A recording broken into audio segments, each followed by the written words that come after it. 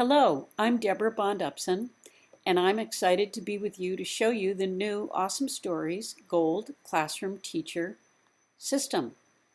Many of you have been using Awesome Stories with students already, and you're accustomed to the stories and the primary sources that are linked to the stories.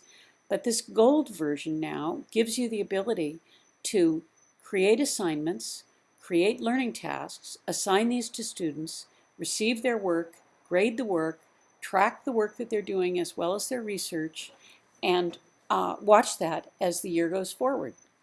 So let's log in to see how it all works. Use the email that's associated with your Gold account and log in. And if it takes you to a sheet with more than one account like mine, choose the Gold account. This takes you to the teacher dashboard. The first time that you visit, you're going to come to the Overview tab. And this Overview tab gives you hyperlinks to many useful resources that explain how to use Awesome Stories in general and how to use the Gold account in particular. But after the first time that you visited, we're going to take you straight to the activity automatically, the Activity tab automatically each time. If you need to go back to the Overview, just click it and you can see any of those resources. But we want to take you to the activity page so that as soon as you click in, you see what work do you have pending and what work do your students have pending. On my teacher dashboard, I've just created 2 fictitious classes. You will probably have 3 or 4 or 5 classes, and you may have 1 or 2 or 3 assignments going at any one time for each class. On mine, I have just language and literature with an assignment called Shakespeare Sleuth. 1 student has completed it, 6 still have it incomplete. The due date is ahead of us, May 30th, so nobody's overdue yet. I have another class, World Affairs, and an assignment, Advances of War.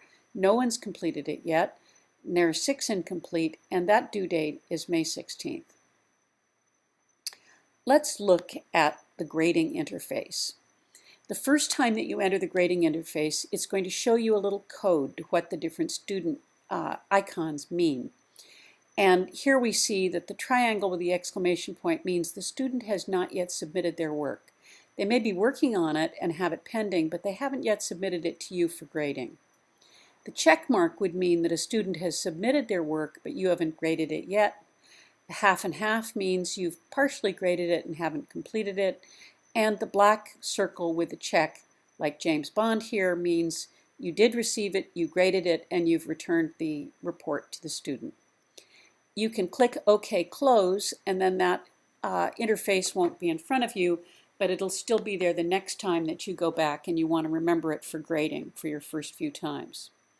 Now, in order to have work submitted from the students, of course, you've got to set up your classrooms. And so to set up the classroom, I'll take you into a couple classrooms that I already have. And here I'll look at language and literature today. It's in our list. If we had clicked on Add a New Classroom, you'd see exactly this, only with blanks. So you type in the name of the classroom, the description of the classroom, choose the subject, choose the grade level, indicate the number of students in the class, and a class code will be randomly assigned to it by the system. You must mark it active and then update your classroom. Now we're going to look at adding students to the classroom, and you can do that in either of 2 ways. You can add the students individually as a single student, click Add a Single Student, and that will give you a new blank. You type in the name, and you can see that you get a randomly assigned Awesome Stories student number. However, if your school has special student unique numbers, you can enter that unique number so that the student will remember it, since they're remembering it for every other purpose. Also, you can add an email address, but you don't have to add an email address.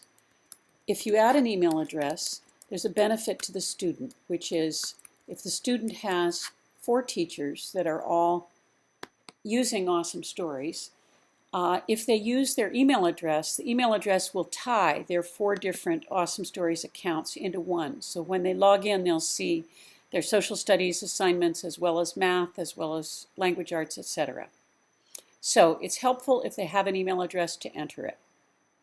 Now, if you don't want to enter each student individually, if you're going to do this for 3 or 4 classes, and if you have 15 or 20 or 25 students in a class, you can instead upload a student list.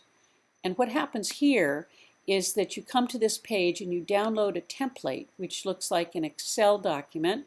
It's called a CSV format, a little more primitive than an Excel document. You open it and you simply type in the last name, first name, school student code, and email for any student. Now, if you don't have a school student code, you leave that blank. And if you don't have an email, you leave it blank. All you need is the last name and the first name. And when you put that all in the CSV file, if you have a list of 30 of them, you indicate, do you want those students to get an welcome email? Yes, probably you do. And then you click Choose File, and like any other internet uploading system, it takes you to your desktop and you choose the file and then you upload it. So if you've downloaded the template, you fill it in and then you upload it. And when you come back to your class, you will find that all of those students will be added to your list. It's just like magic. So once you've added your classrooms, you now can move on to giving those students assignments. In this case, I have 3 assignments. I'll go to Advances of War just to show you. And when you go to a new assignment, it's going to look exactly like this, only blank. So I'm just showing you already filled in. I've named the assignment Advances of War. You can name the assignment anything you like and type it in. You can then write a description of the assignment and then pick a due date. And you can pick the due date. If you decide to change it later, you can go back and change it. And you must mark this activity, this assignment, active. Now, there are 2 kinds of learning tasks that you can add to an assignment. Your assignment may be an assignment for a semester, in which case you might have 5 or 6 or 10 tasks that you're going to connect to this one assignment. Or it might be a daily lesson and you might have only one assignment, one learning task that you're going to link to the assignment. You can either link a learning task that's been created by Awesome Stories, Awesome Teacher Leaders, and you can do that by going to Bookmarked Learning Tasks and scrolling through the learning tasks that you've bookmarked as relevant to the work you're doing. Choose one of them, and when you choose it, it automatically fills the description and the standards basage for that learning task. Or you can add your own custom learning task. In this case, here is a custom learning task that I created. So I checked none in that it's not bookmarked to an existing learning task. I've written the description of it, and I've also decided to tell the student what are the grading criteria that I use in evaluating this. When the student receives the assignment, they're going to see the assignment description, they're going to see the learning task descriptions, and they're going to see whatever grading criteria you have created for each learning task. If you want to write that out long in free words, you can.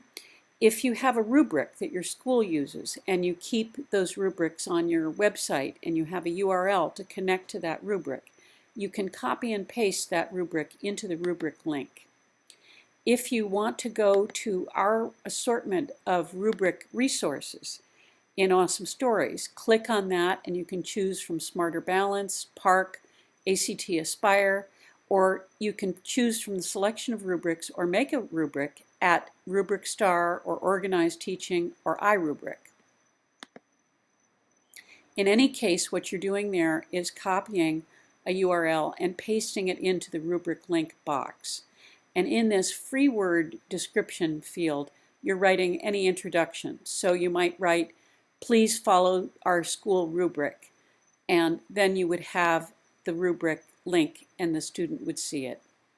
Then at the bottom of this learning task, you have a wonderful thing, which is you have the ability to add URLs from the website or an external place and link it so that when the student gets the assignment, they will see a hyperlink they can click and go right to whatever place you want to show them on the web. Now in this case, let's say that we would like to assign the student something from World War II, from the Unbroken story.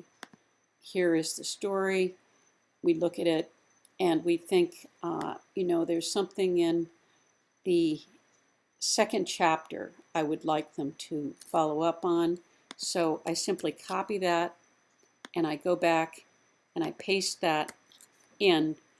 And then when I click Add URL, up comes this new box that says Track View. And what that means is, by checking it, when the student does the assignment and submits it, you'll be able to see whether or not the student did go to the URLs which you assigned. So you can assign any number of URLs here that you want. You may want to assign a URL for a whole collection of stories, or you may want to assign a URL just for a particular image that's in a chapter of a story. Whatever it is you want to do, just add the URL, click Add, make sure you've clicked Add, and then decide whether you want to track view or not. And when you've finished it, save the task.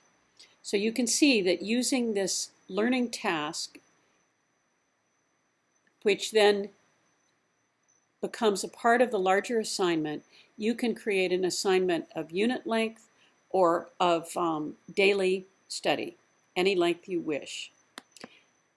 Going to reports. You have two kinds of reports. You have rosters or grade reports. For rosters, you can choose what classroom you want to create it for, and you can indicate whether you want student codes in it and inactive or not. You can generate a report, simply look at it on screen, or you can create an exported CSV file which could be used to integrate it with other systems that you may have in your school. For grades, you will do the same thing. You will be seeing the grades of your students as you go and you'll use a start and end date. So that is the basic system that you'll be using, and as you start going, you will see student work and you'll see how this all looks from the student point of view as well. We hope that you enjoy this, and please email us at membership@awesomestories.org if you need any help or have any questions, and we would of course love to hear your comments. We love hearing praise, but we also love hearing ideas for things to add to our system. So good luck to you. Let us hear from you. Goodbye.